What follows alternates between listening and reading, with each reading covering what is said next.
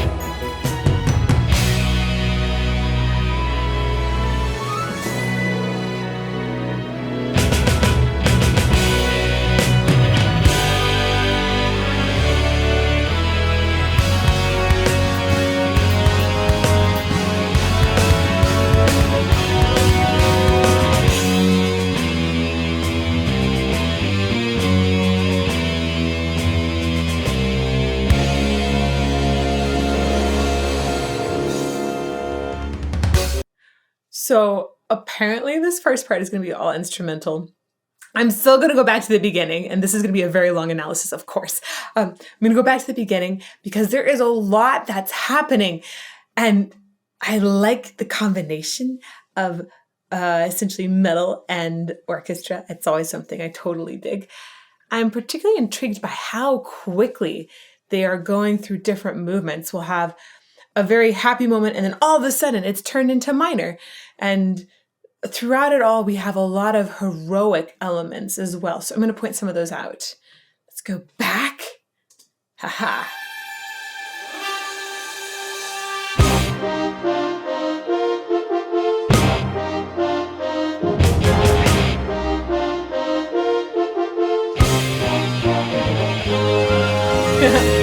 So that horn intro that we have, horns are often associated with heroism, right? That's something that was established by Wagner, also carried on by John Williams, and you hear it very evidently here.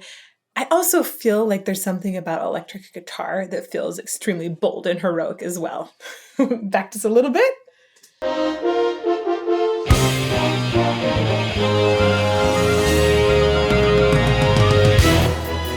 Right?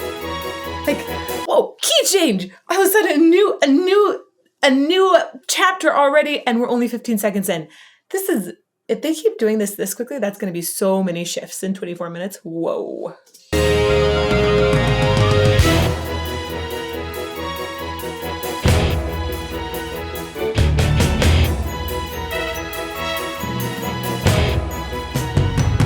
It's like got elements of Disney in there too.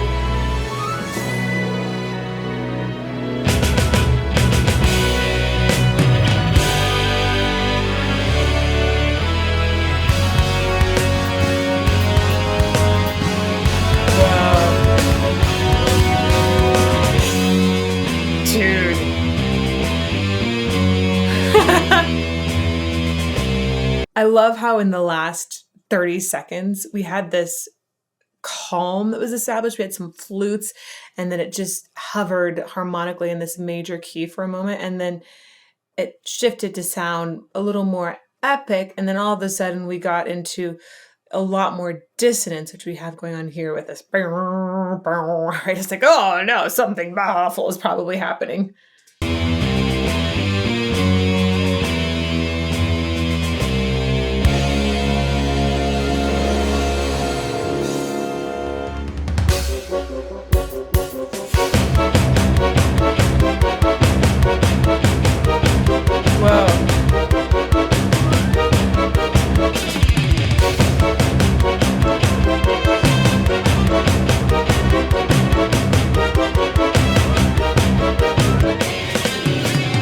So all of those hits were purposely timed to essentially destroy our sense of regularity. This feels to me like maybe we're in the middle of a storm, which makes sense considering this is based on the Odyssey, that huge epic adventure that's like 24 books long. That's really, really crazy. And Odysseus makes gods mad and they enact revenge on him essentially. So lots of storms, lots of boats being tumbled by waves, lots of people dying. Anyhow, so I feel like we're in the middle of a storm at this point because we've lost sense of time and it's also very agitated. Let's go back a little bit.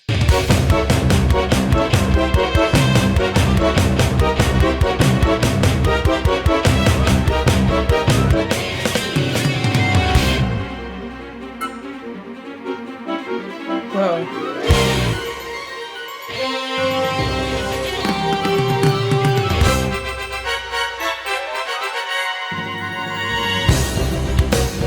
Whoa, okay, so like out of this storm, we suddenly have this fanfare, like celebrating a hero's return, maybe? Possibly, let's see.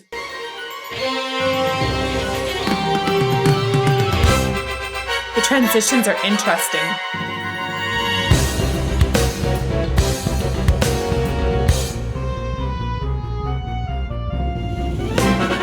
Whoa, what was that melody?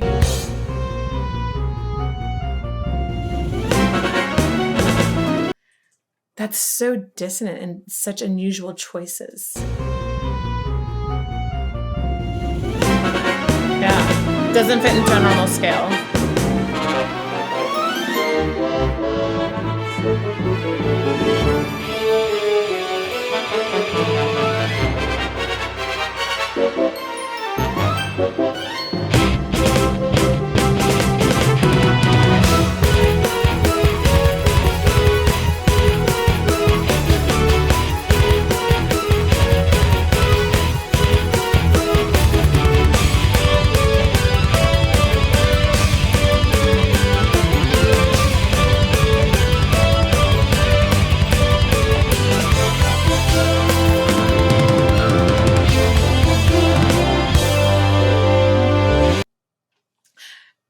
This part kind of reminds me of something from Final Fantasy, right? Like all of like the trickling down. It sounds like you're in an epic, fun adventure game.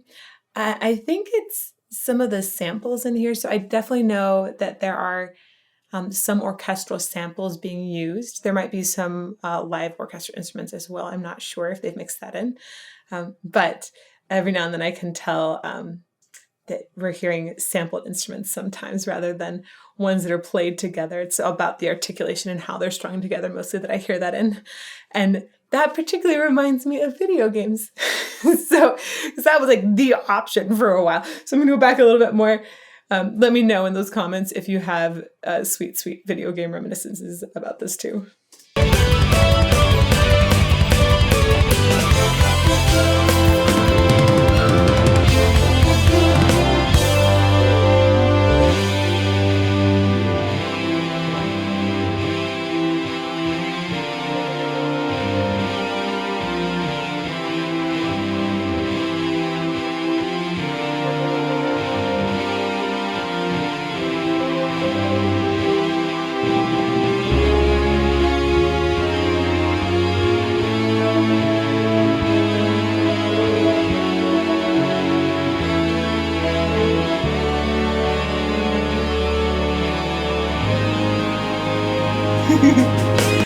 I love this like main, it feels like that was the main theme for some character. If we were watching a video go by, it would be that moment when the character appeared and you're like, yeah, that guy, he's the man. And the camera would pan around and you'd see him kind of smile to one side, right? It felt like an exposition of a character there. Maybe it's Odysseus' it might be his theme.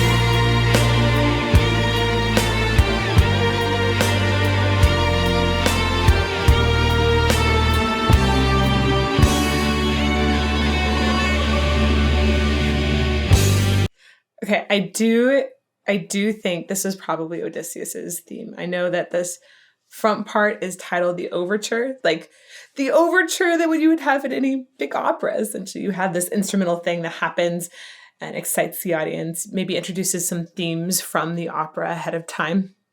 All of us opera singers backstage, when those overtures are happening, we're usually totally rocking out, by the way, just trying to get some jitters out and headbanging backstage. It's really fun. Sometimes stage directors will actually stage the overture, which is kind of fun. And if they were going to do that, you would probably see Odysseus walk out in this one the moment his main theme played. So anyhow, this is an overture, and it's also titled Odysseus' theme at one point. So I think that repetition that we heard, pretty sure that's him. It feels bold. It feels brave, right? It feels like this person's about to go through a lot to achieve glory. All right, let's go back just a little bit and keep going.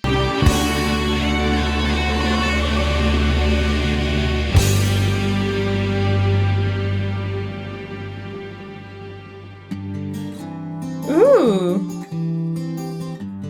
acoustic.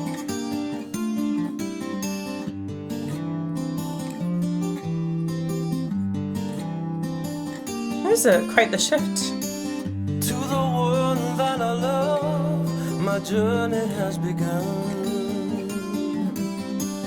When our eyes meet once more, there will be peace. The taste of your lips, the warmth of your touch, hugging forever, two souls as one.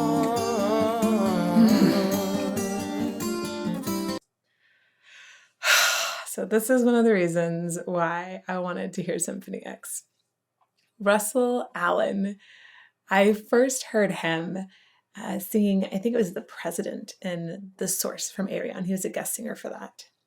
And he's amazing. Ooh, I'm going to sneeze. Did you know that pregnancy rhinitis is a thing? Apparently, 70% of pregnant women get essentially allergies from being pregnant. So I might sneeze more than normal. It's a thing. It happened to me. But Russell Allen, I remember hearing his voice and thinking like, whoa, there's something that feels so inherently manly about this voice to me. I love sort of like there's a husk that I hear in his voice, but then I like the way he noodles around on different notes. It sounds like he has both tenderness that he can bring in and power. And I'm really curious to hear a lot more. But first, we're going to go back because when he first enters, I want to hear that section again. Here-ish. Time for a grape. To the one that I love, my journey has begun. When our eyes meet once more, there will be peace. The taste of your lips, the warmth of your touch, hugging forever, two souls as one. Ridiculous, man. I'm gonna go back one more time. I adore the way that he is adding and taking away weight in the voice. So you can hear this, for example, when he goes to peace. He chooses to have a voice that is a lot lighter at that point, which makes sense with the word peace. And then when he's talking about right afterwards, the taste of your lips, the warmth of your touch, you hear the longing in his voice enter. And that's probably because he's just adding some more vocal weight. If I were to talk about this just anatomically, like what's happening, he would be engaging more of the thyroarytenoid TA, right, muscle, and that tends to thicken up the cords a little bit more. That would be adding more weight. Or if he's using more cricothyroids, or sometimes we just say CTs, that can thin out the vocal folds a little bit more and make that sort of slimmer sound. One more time, listen to the way he's shifting weight in and out. To the one that I love, my journey has begun. When our eyes meet once more, there will be peace. So pretty. taste of your lips, the warmth of your touch. Again, forever, two souls as one.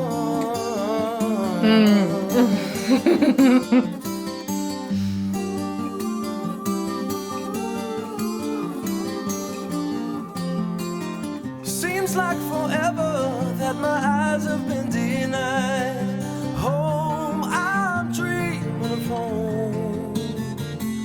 I've been 20 years away from all I ever knew. To return would make my dream come true. Cool. It seems like they're really following the timeline of the Odyssey at this point.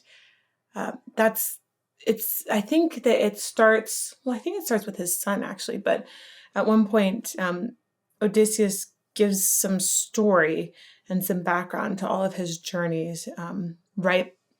Or he's talking to essentially a group of people. And I'm guessing that we're starting off with that sort of intro from Odysseus himself after he's already gone through those journeys. So it was 10 years, I believe, at the Battle of Troy, at the Trojan War, and then 10 years getting home. So, and here he mentions 20 years that he's been gone. And again, you can hear that really awesome longing in his voice, which I like. The oohs in there had such pretty, had a falsetto element, so floaty and ethereal and beautiful. I also like that, I think partly that huskiness, or it almost sounds like a weathered quality that's in Russell Allen's voice. I think that really makes sense with the character of Odysseus because he has weathered literally so much in this journey. Let's go back a little bit. My eyes have been denied. Home, I'm dreaming of home. I've been 20 years away from all I ever knew. To return would make my dream come true.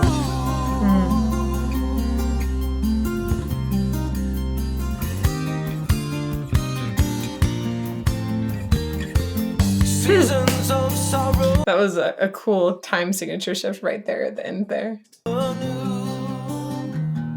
return would make my dream come true.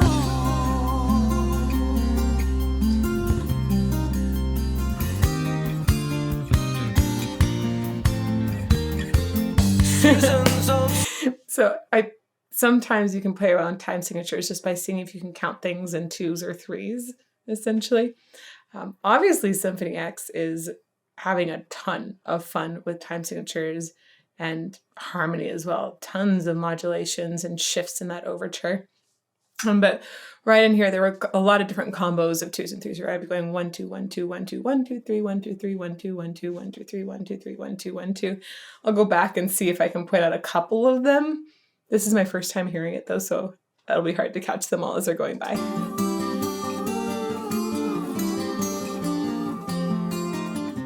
seems like forever. Ooh, I went back a little too far, sorry. 1 2 3 1 2 3 1 2 3 1 2 3 4 5 6. I'd probably group that as a 6 8 there. 20 years away from all I ever knew. To return would make my dream come true. 1 2 3 4 1 2 3 4 1 2 3 4 1 2 1 2. And now there's a 1 2 3 that just happened there. So lots of shifts. Seasons of sorrow have stolen all my years. They just did it again. That's cool. Rolling hills of Ithaca.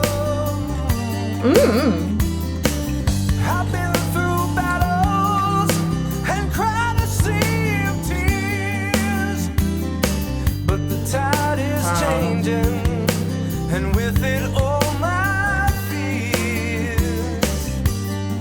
I love the way he sings to the end of changing. And he really goes through that end very nicely. And I'm impressed by, you hear devastation in his voice just a little bit earlier in the phrase. Let's go back here. I've been through battles and cried a sea Right. of tears. So much devastation there. But the tide is changing. Followed by a beautiful phonated end. All my fears. Yeah, I will return. Whoa. Seems like forever. My eyes have been denied. Home out. Nice. Okay, so right in here, you can hear that he got doubled in the voice, and then I think we're about to get some more layers, and I heard just the tip of it there. Love that run. Right here, he's doubled, and then we get more layers. I've been 20 years away from all I ever knew. To return would make my dream come true. Ooh. Whoa. Whoa, whoa, whoa, whoa. Okay, I think that was the end of that section. Yeah, pretty sure. And very interesting that they went to him, had him solo most of the time, and then they doubled his voice, layered it up like crazy, and went back to doubling there. And I like the way that he ends it on a lower note with dream come true. It sounds like that is still an inner dream, but maybe he doesn't have that much hope of it anymore. He's been persevering for a very, very, very long time. But I think after 20 years, one might feel a little bit downhearted. So like the way it sort of brought a little more inner at the end there. Oh, back a little further. Come true.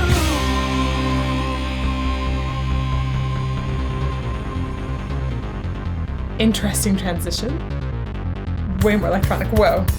It's just such a huge contrast between what we've heard so far with the acoustic guitar in there, a lot more acoustic instruments in this last set, and now suddenly tons of electronic elements. Ooh, time for something spicy.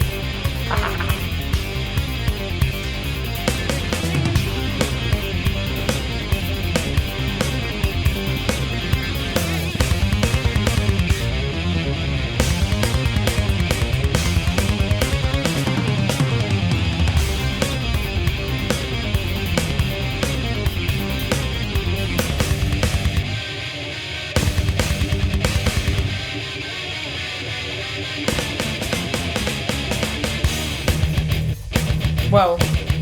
Okay. First of all, that is really, really good.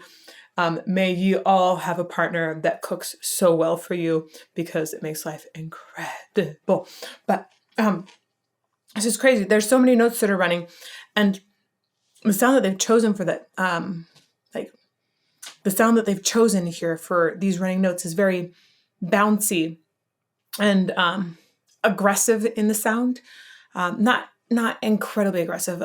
Metal can get much more aggressive, but it has a very short decay time as well as a rather sharp attack on it, which is interesting. I'm going to go back just a little bit. It's also very winding. It's hard to expect. You have some expectance of where it's going to go. It definitely feels like it's swirling downwards at times, but it often defies any expectation. So I don't know, maybe we're talking about whirlpools or something like that at this point in the story.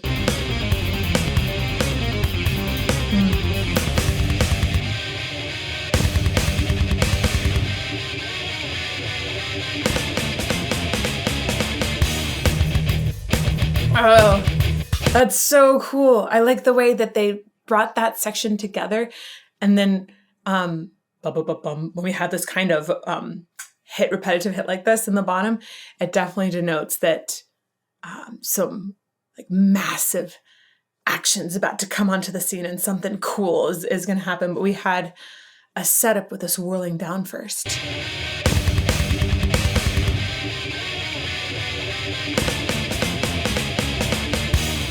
The transitions in this are amazing.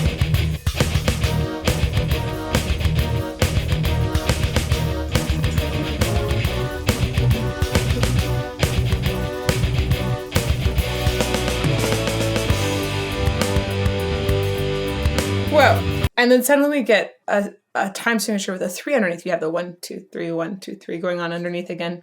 That could be, put into something like 6, because 6 is divisible by 3, or I don't think it's 9. It might be 12/8, or it might be 6/8. The 8 on the bottom of the time signature, ironically, denotes that you can divide it into 3s. It has to do with eighth notes and quarter notes and little divisions of music. It makes sense mathematically eventually, but it isn't going to make sense if you don't know a few of the other building blocks of music.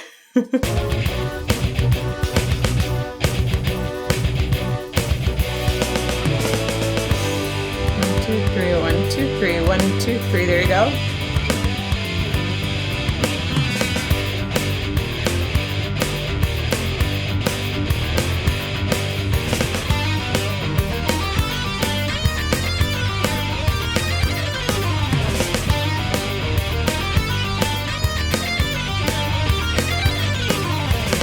So this division in here, I would count it as 1, 2, 3, 1, 2, 3, 1, 2, 1, 2, 1, 2, 3, 1, 2, 3, 1, 2, 1, 2. It's very fast. Sometimes you'll see that written separately, like you'll see it's one measure of 6/8 time, and then one measure of, you can do a 4/4 or a 2/4 in there. It kind of depends.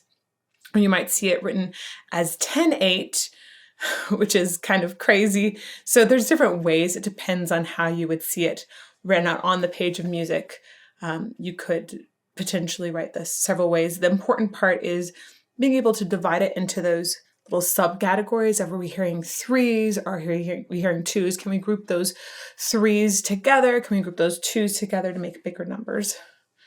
Let's go back just a little bit. 1, 2, 1, 2, 1, 2, 3, 1, 2, 3, 1, 2, 1, 2.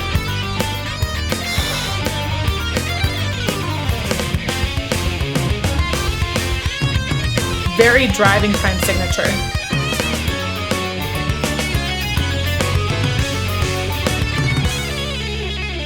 Whoa, whoa.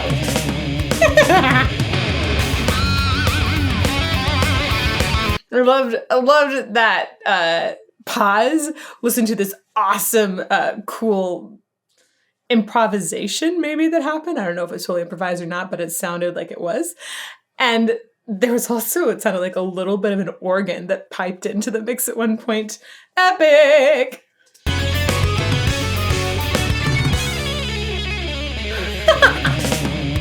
Wow. Whoa.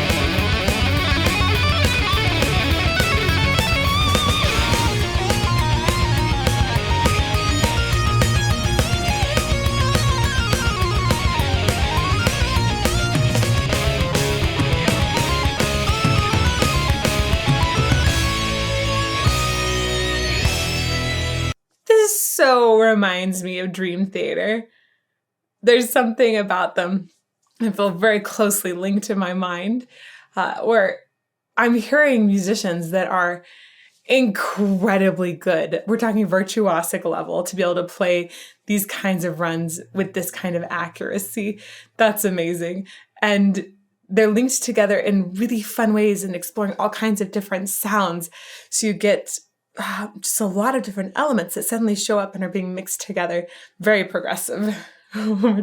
That's so cool. I always think about a classical violinist and like how fast they have to go down and back. Anyhow, I just think about those moments when I've been either very near rehearsals with, especially with violinists who are often featured with concertos or various symphony projects, and seeing how fast their fingers move. And I remember thinking, this is so amazing. I've done this on piano, but with violin, it's a different kind of beast. Tuning is, I think, much more difficult. With piano, you just hit a note. Violin, you have to tune it a lot more closely. And I think about how amazing that is to watch as a classical musician, and then getting to experience this on other kinds of instruments, especially in metal, where it's so valued as well. that is incredibly exciting to me. It's like, it's so fun to see two genres that might be thought of as completely separate, both valuing this kind of virtuosic attainment from musicians. I love it. Right? It's crazy.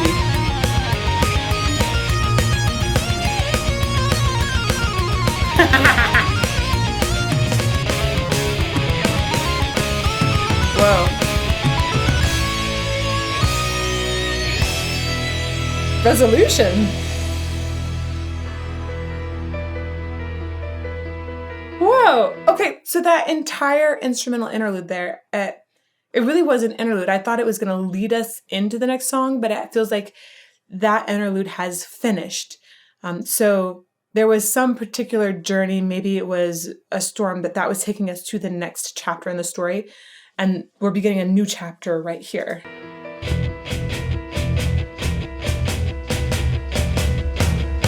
Behold the sea winds of Jove. We set sail, guided by the stars above. The ports of Troy escape our view. A cold and stormy fate awaits our rendezvous. Onward we ride into the raging fury, setting our course by the moon and sun. We forge ahead, seeking glory, yet the journey's just begun. Oh. Wow. Wow. He has a lot of fun times where he leans and swells into words here. And I think that makes sense with this story. Essentially, you have Jove, I think so Zeus is probably casting various storms or something at this point. And you hear swells in his voice, which would be reflective of swells in the sea. There were quite a few other moments that were just delightful. We're going to go back here. Winds of Jove. We set sail, guided by the stars above.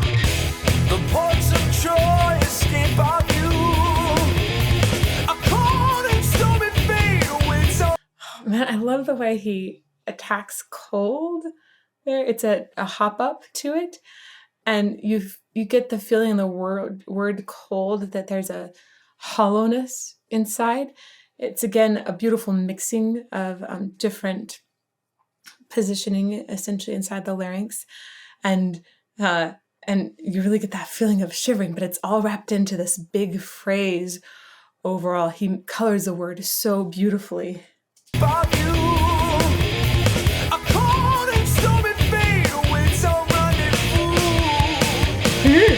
A rendezvous had a little swell in it. Onward we ride into the raging fury, setting our course by the moon and sun. I love that, the way he swells into moon as well. Setting our course by the moon and sun. We forge ahead, seeking glory. And seeking, he does a little swell there too. We forge ahead, seeking glory. Yet the journey's just begun. Onward we ride. 9 days we brave to ride. We are coming home. Wow. Oh, interesting. So with layering these voices, I think it makes me a little bit more prepared to hear layers, multiple layers sort of intertwining in the instruments right afterwards. So the layered voices actually help us start transitioning into these instruments. We are coming home. Wow.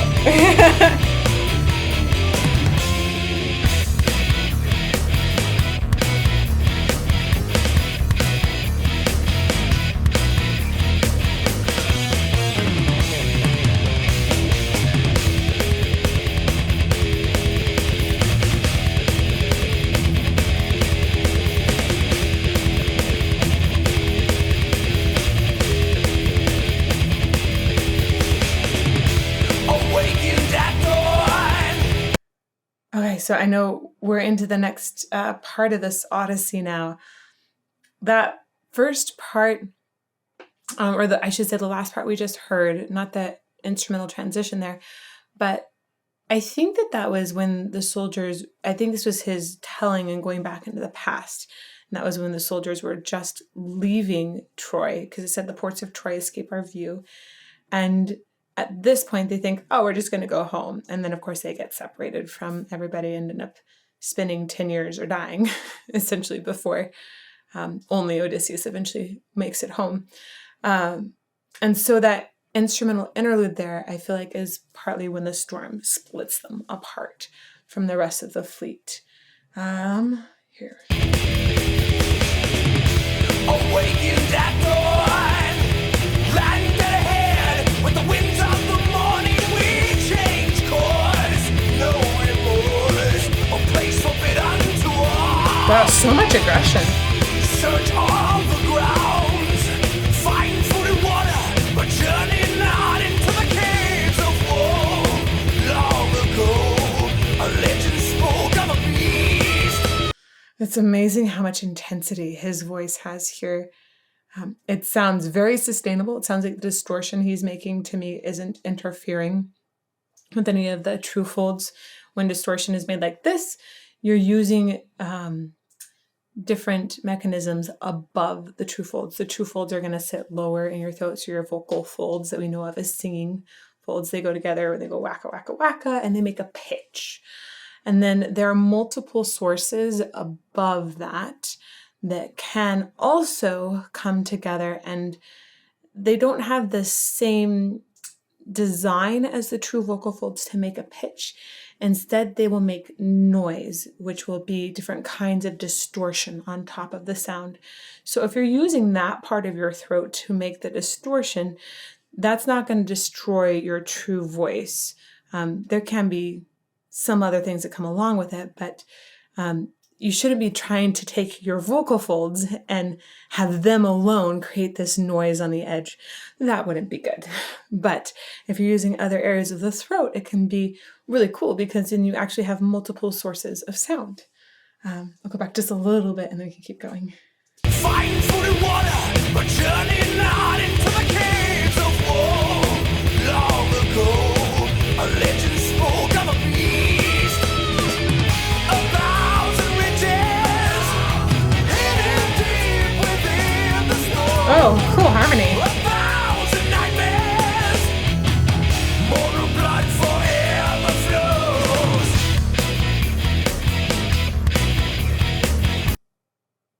So I know that this part is titled The Eye. And I believe that this is when they encounter Cyclops, because she's got the one eye, right? It's just the one eye. And that's terrifying, right? Cyclops eats some of Odysseus's men, and it's incredibly scary. And I think when the legend spoke of a beast, right? I think that's going to refer to him. I think he's Poseidon's son or something like that as well, so attached to the god, and eventually is what angers Poseidon extra, because Odysseus, I think, makes fun of Cyclops at one point. Let's go back a little bit. Thousand nightmares, Yeah. mortal blood forever flows.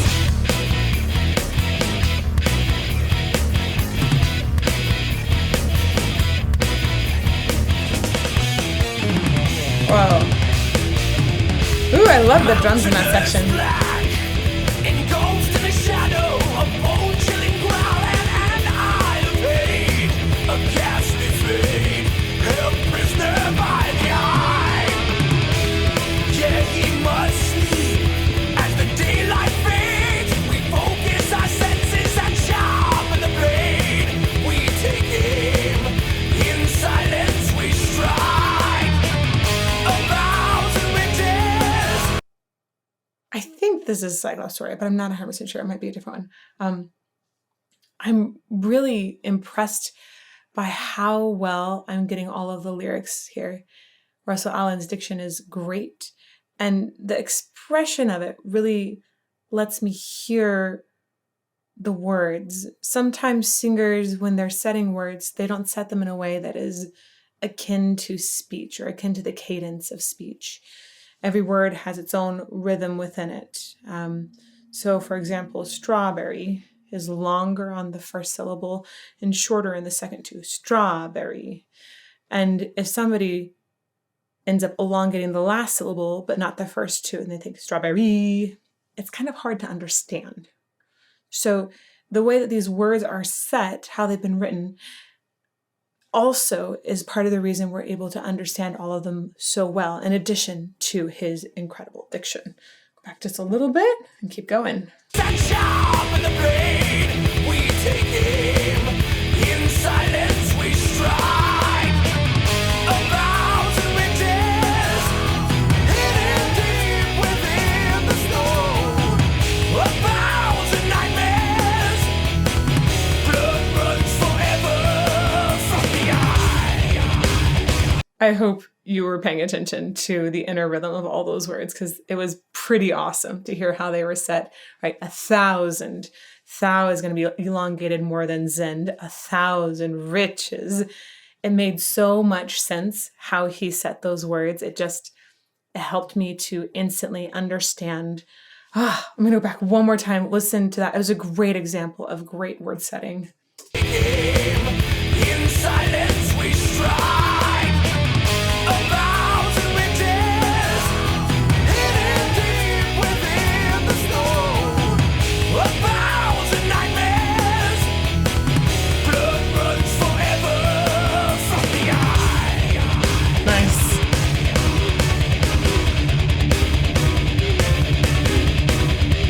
Whoa. That was very similar to the beginning, where you had those accents that were unexpected and off the beats, meant to really throw you away from a time signature.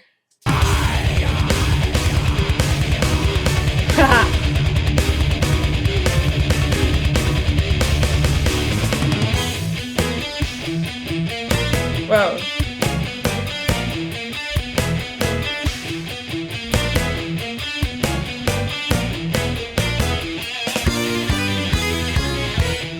Woo!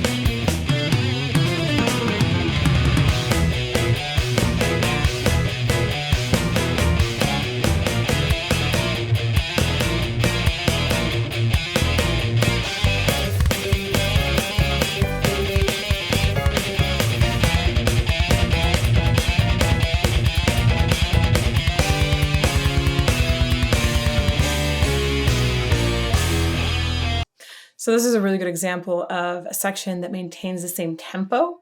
So you can still be tapping your foot to the same beat throughout. But they're changing time signatures to the point that it's really hard for me to define what time signature we're in. I think if I spent a lot longer with it, we could analyze it and figure it out. But that would, take quite a bit of time, and it's already going to be a very, very long analysis. So I'm just going to go back a little bit. Just try to tap your foot. Notice that that's going to be your tempo, essentially your fundamental beat. And the time signature is going to be how those beats might be divided up in some sort of pattern.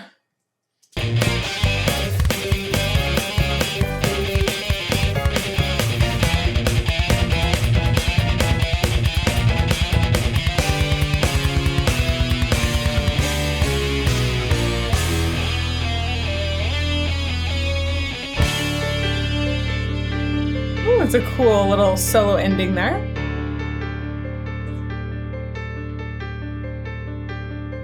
We sit adrift on the open sea.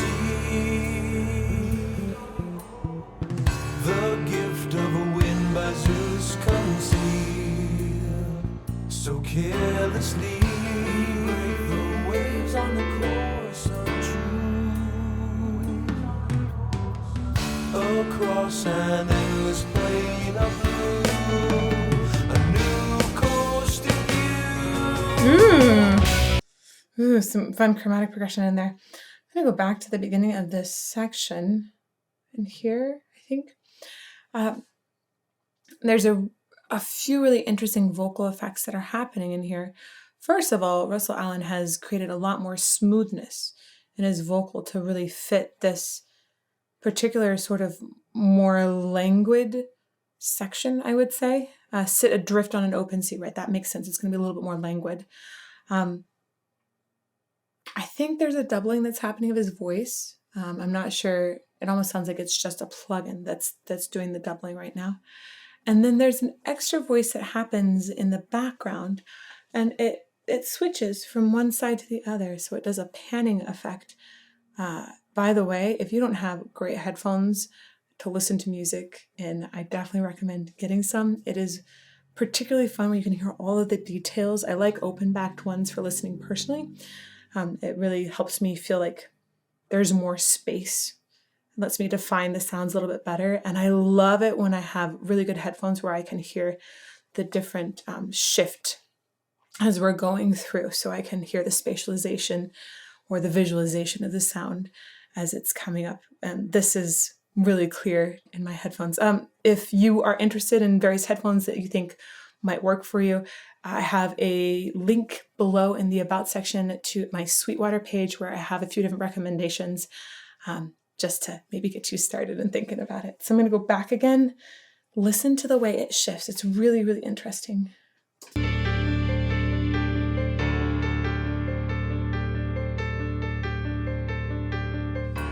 sit adrift on the open sea.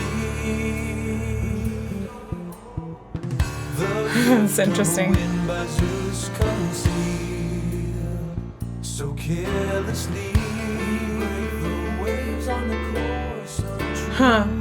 And when the voice came in on We Break the Waves, they had it in both sides. So they're really playing around a lot with where the voices mixed to. You had one here at first, and then there's one that kind of floated in the background. And then We Break the Waves came in on the sides while the center one was still holding true.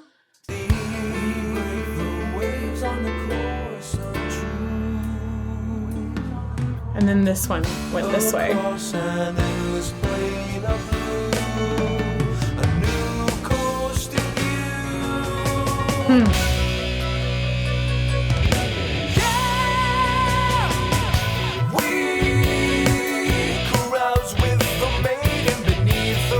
Whoa.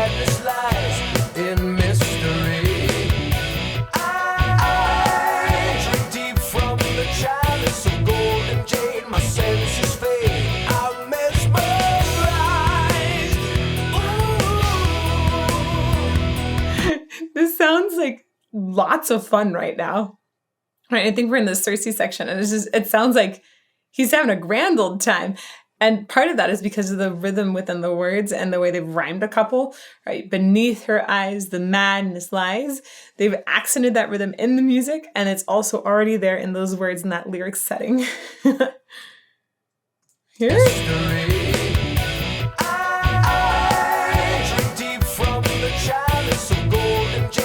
There you go. Golden jade, senses fade. Ooh. Oh no. It was a grand old time, and then suddenly we switched to minor. We're like, yeah, and then no. Uh-oh, something happened that's bad. Oh.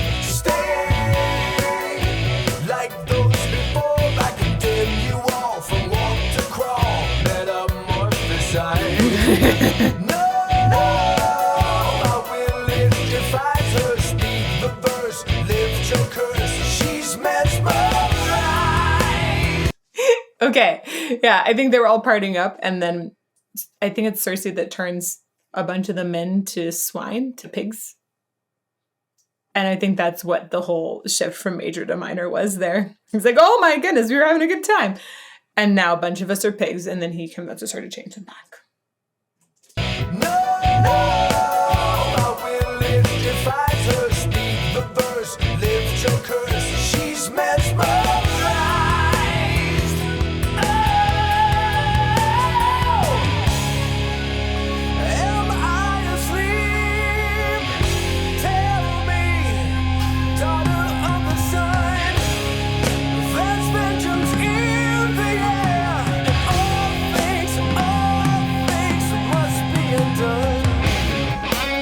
Great statement line. We got a little less movement in the percussion underneath so that his voice could really shine out in this moment. There's vengeance in the air, and all things must be undone.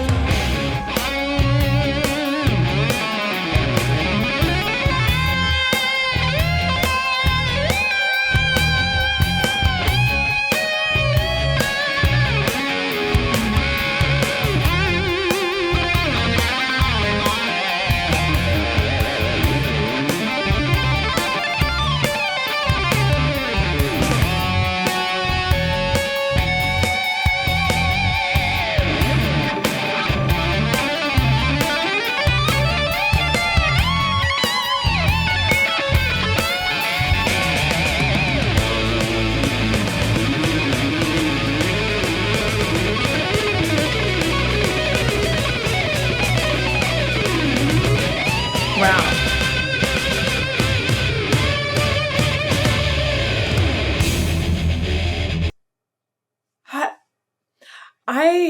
I thought we might get a little more of that Circe section, but it seems like the instrumental elongated that section a little bit. I'd have to go back and reread and see what all happened there. I know that they change back from pigs, I believe, and then they leave somehow, and it sounded like we had part of that journey with Circe elongated a bit in there before it really shifted much. So I think that there must be essentially some more like a soundtrack that Symphony X has created to go along with that leaving. And then it had this really big shift in here with a, like, again, crazy virtuosic run. Massive respect for these musicians. Massive, massive. And I think we're getting into next section here.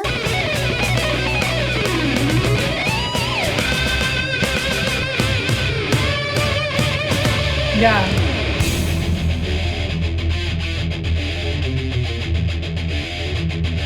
So you basically have like both tempo and time signature shifts that happen in this area.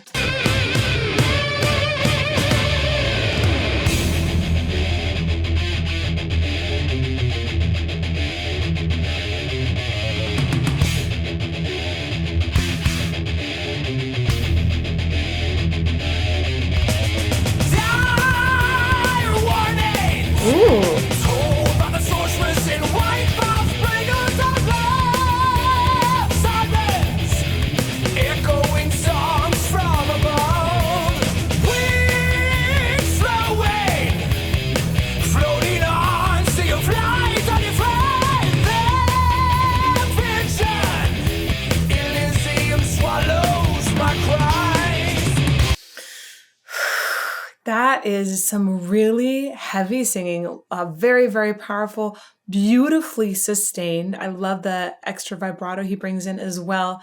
That is some healthy, powerful singing right there. I'm going to go back. That's very, very impressive. Nope, not applications. Let's go back here, maybe. Oh man, I'm going to get some food too. This is good.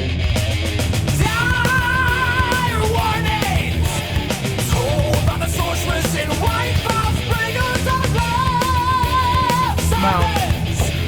Echoing songs from above, wings flowing, floating on sea of light, unafraid. Their vision, Elysium swallows my cries. Whoa.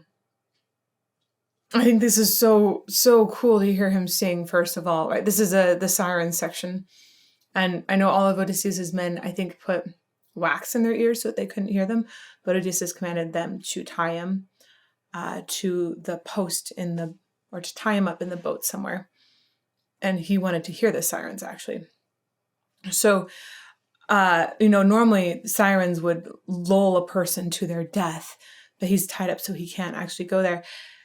The extreme power in his voice, I think, is indicative of how they're calling him, how it's pure torment, but also wonder at the same time, at one point he says, Elysium swallows my cries. It's just fascinating. And I think this is also the picture that we have as well. Really, really awesome. Let's hear a little bit more. Elysium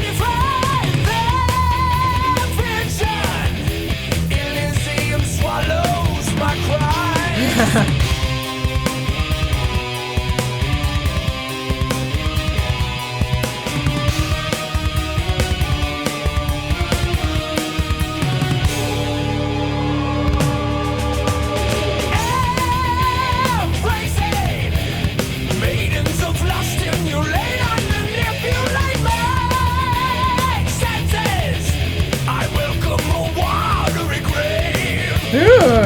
I love the expression on watery in there. Again, very, very impressive endurance on these long lines.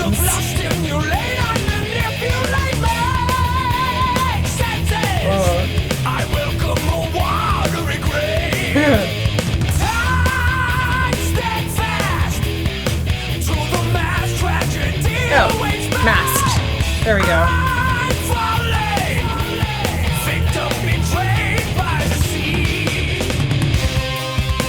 That's right. It's a mask. That was the part of the boat I was trying to figure out what he was tied to. I think this is so cool, the way they've set his voice with this kind of extreme power, calling out. It's, again, very passionate, but it's long, long phrases, and you hear the danger, and you get an idea of like how distressing this situation would be for Odysseus. Literally, if he wasn't tied to the boat's mast, he would fling himself in the sea.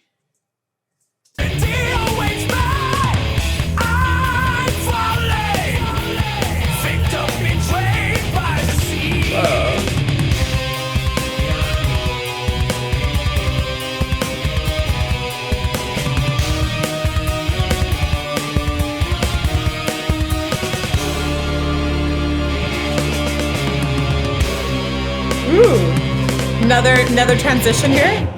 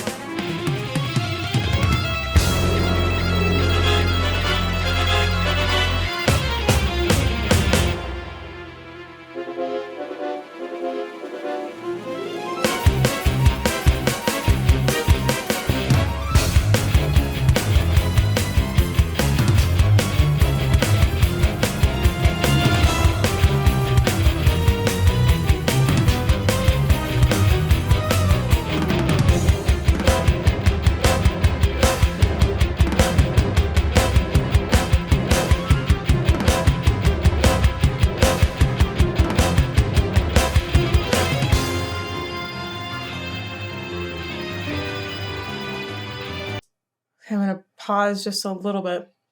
I know, I think we're supposed to have an instrumental section here that is symbolic of Scylla and Charybdis. Charybdis? I think it's with a K. Charybdis. Scylla being this six-headed demon that ate six of Odysseus' men. And then Charybdis is a whirlpool that tries to suck the boat under. I remember seeing a video of this when I was younger and thinking that this was the scariest part of the entire Odyssey. It really freaked me out. So I'm going to go back a little bit. It was every now and then I keep listening and thinking, have they organized strikes in parts of 6 that would represent Scylla? I don't know. I've been listening for it. There were a couple spots that I thought that might have been happening. Again, first time. I think if we were to dive much deeper in this section, we would probably find that.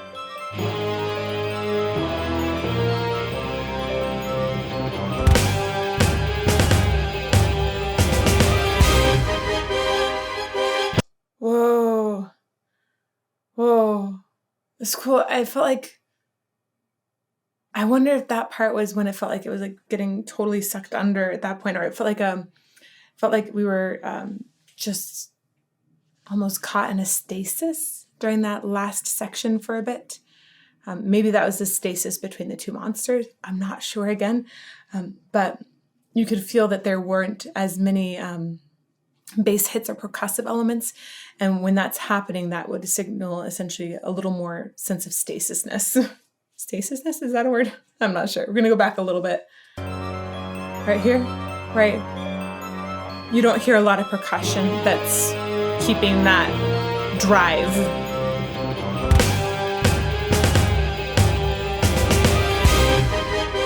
Versus this. A lot more. Ooh, lots of dissonance too.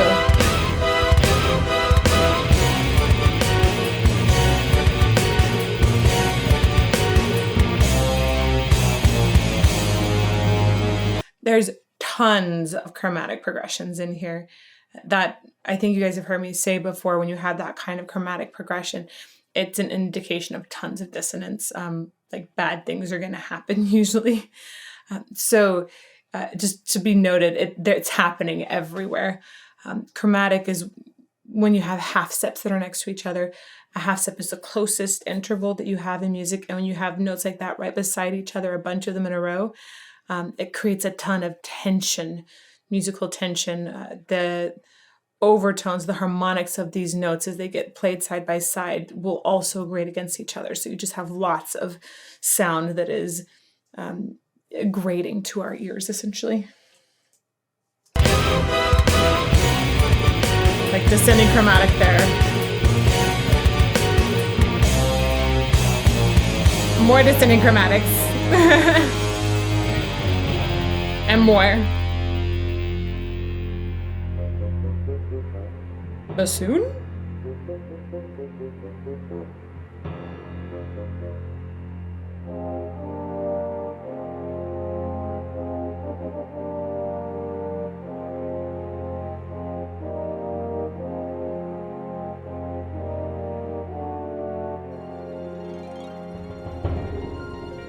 Maybe we're back to the drifting thing here. Oh, all of those chromatics down, I bet that was the whirlpool going down. So up until that point, we probably had that moment of respite, essentially, when we had the calm. I think that was a moment of respite between the two monsters, essentially. And then we had this pull down with the chromatics, sort of trying to bring the ship down to the depths.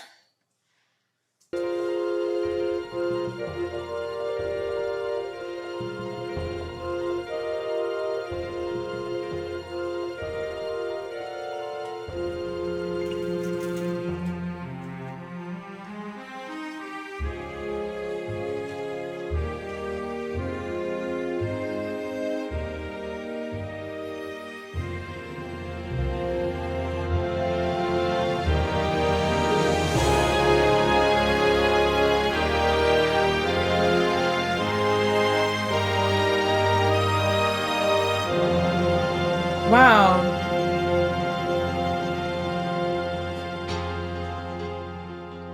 And that part right there is probably the longest I've heard in the whole song so far. They've held out one chord for a while. So it definitely feels like we had, I think he lost almost his entire crew at that point. And then we had this moment that felt like it was drifting. And then a sense of home because of the way that they resolved and then stayed on this single chord for a while. I'll go back just a little bit. If we were to just count the time of it, I think you would find that that resolution was the longest one that we've settled on so far in the piece.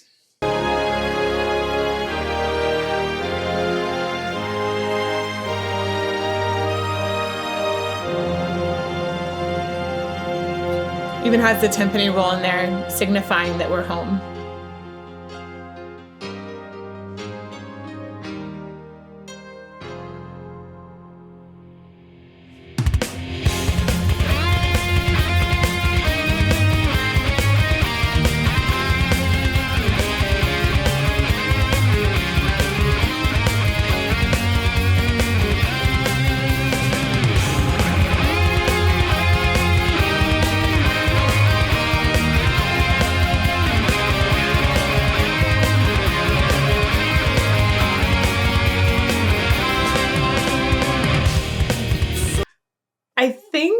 I'm not positive. If it isn't, then it was at least reminiscent of the theme from the very beginning, from the Overture. I think so. I think so. You can tell me I'm wrong in comments down below, though. Or in the live premiere if you're there with me, eating tea or eating popcorn and drinking tea. I hope you are.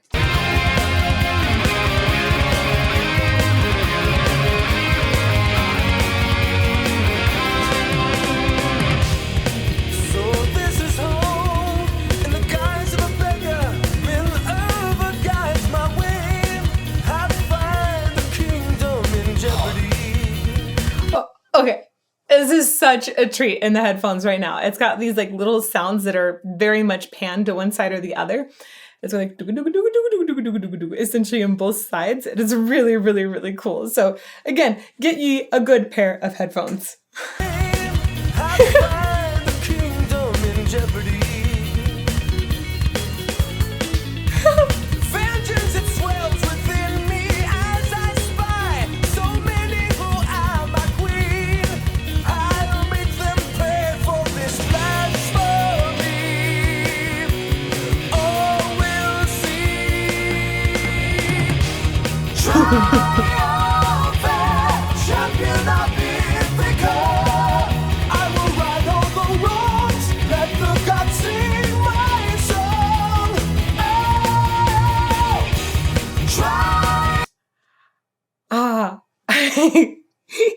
These layered vocals are so cool here. I love, like, they're present. I love the high ones. I don't know if that's all Russell Allen layering himself or if there are other members of Symphony X that are also layering. It's dope though. It feels really baller, really heroic at this point. Also, of course he would be totally mad. It's like, I worked for 20 years to come home to my wife and all of this has happened. Of course, anyhow, I always felt really bad for Odysseus at that moment. But she was cool. She was good. She was good while he was gone.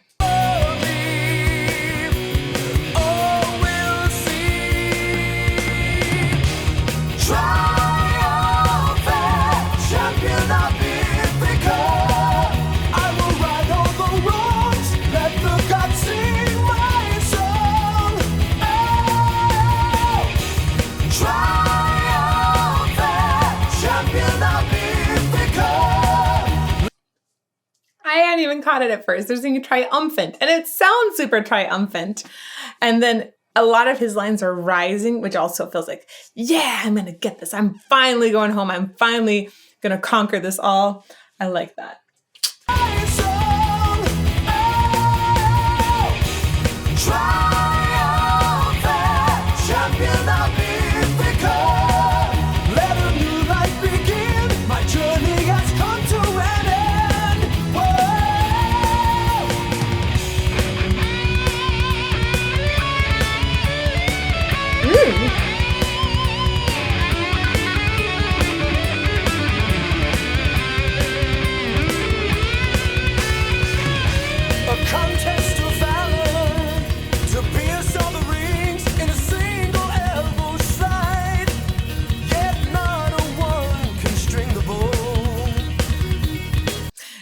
Again, these little that's happening in the sides of the headphones is so exciting and fun to listen to. It's like lots of little ear candy moments.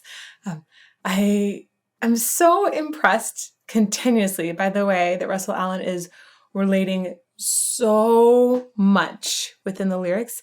It's very, very rare that you hear a lyric repeated. Triumphant champion of Ithaca was repeated by that chorus, but very rare that you hear that lyric actually repeated. And I'm very, very impressed by the way he's able to get all of these lyrics through to us in a way that makes sense and also makes sense melodically within the song.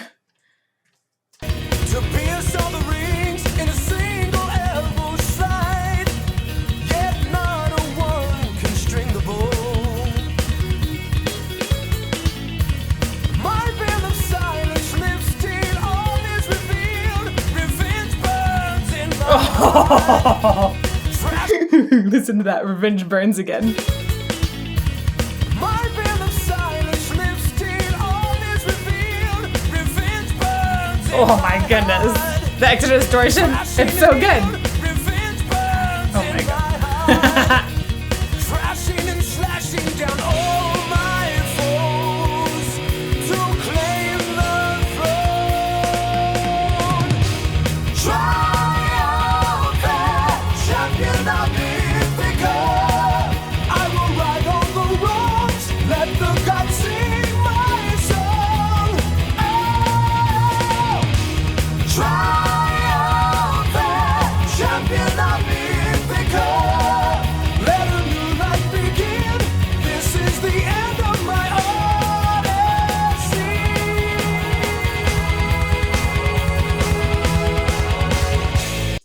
Wow, nice. Nice held up note on Odyssey. Just notice again, they are once again repeating triumphant champion of Ithaca. This is the most repetition I think we've had in a song like this, and it's becoming the most sticky too. A lot of times when you hear something repeated, it sticks with you longer. So I think it's notable that they're ending with something that the audience would likely go out and keep on singing. Boop, boop. This is the end of my Odyssey. Wow. There's such beautiful control on that long note, decrescendoing it at the same time. This is the end of my Odyssey.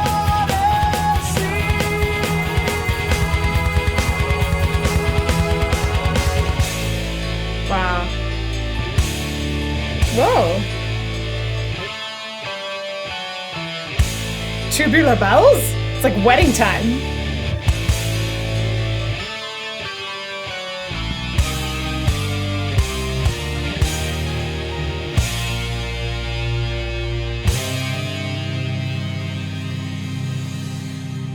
Seems like forever. My eyes have been Oh. I was so surprised. I was thinking, why, if it's the end of it and it's this grand epic journey, I felt like it really should end in major, but it sounds like they're bringing it back around to the first thing that Russell Allen sang, where he's kind of going back to telling his story.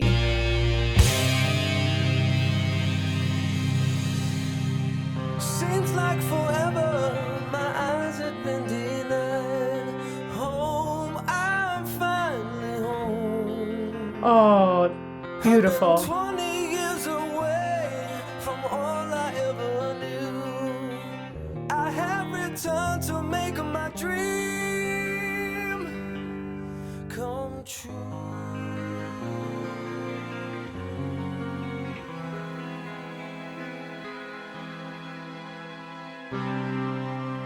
Whoa. I want to go back and hear this ending one more time. Let's go. I like that I have returned to make my dream come true. Again, resolves it down in a beautiful way.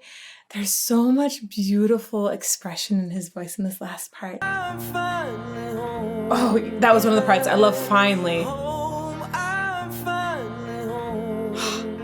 So relatable. I've been 20 years away from all I ever knew. I have returned to make my dream come true. Whoa. It's like it's more than a deceptive cadence. It's, whoa. Really cool modulations into that resolution. To all y'all who stayed with us the whole time, cheers to you.